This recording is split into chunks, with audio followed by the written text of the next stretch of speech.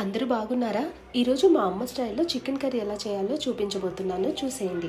ముందుగా కడిగి పెట్టుకున్న చికెన్ ముక్కల్లో పసుపు, ఉప్పు, తగినంత అల్లం వెల్లుల్లి పేస్ట్, కొంచెం పెరుగు, కారం, పచ్చిమిర్చి తరుగు అంతా కలుపుకొని ఒక 20 నిమిషాలు పక్కన పెట్టుకోవాలి. ఇప్పుడు ఒక కుక్కర్లో ఆయిల్ వేసుకొని జీలకర్ర, యాలకులు, నల్ల ఇలాచి, దాల్చిన చెక్క, కొన్ని లవంగాలు, కొంచెం ఉల్లిపాయ తరుగు, పచ్చిమిర్చి చీలికలు వేసుకోవాలి.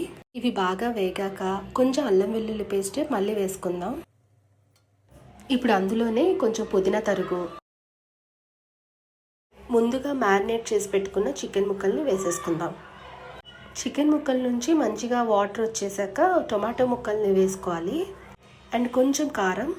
ఇప్పుడు మసాలా పేస్ట్ తయారు చేసుకుందాం. కడాయిలో కొంచెం ధనియాలు, స్టోన్ ఫ్లవర్, యాలకులు, చెక్క, లవంగాలు, నల్ల ఇలాచి, కొంచెం జాపత్రి అండ్ ఎండు కొబ్బరి వేయించుకొని పేస్ట్ లాగా చేసుకోవాలి. ఈ పేస్ట్ని మనం ఉడుకుతున్న చికెన్ కర్రీలో వేసుకొని మూత పెట్టి 2 విజిల్స్ వచ్చేదాకా వెయిట్ చేయాలి. ఇప్పుడు కుక్కర్లో నుంచి కడాయిలోకి ఈ చికెన్ కర్రీని మనం షిఫ్ట్ చేసుకుందాం. కొంచెం దగ్గర పడేదాకా ఉడికించుకొని ఇందులో కొత్తిమీర, కరివేపాకు వేసుకొని దించేయడమే, అంతే.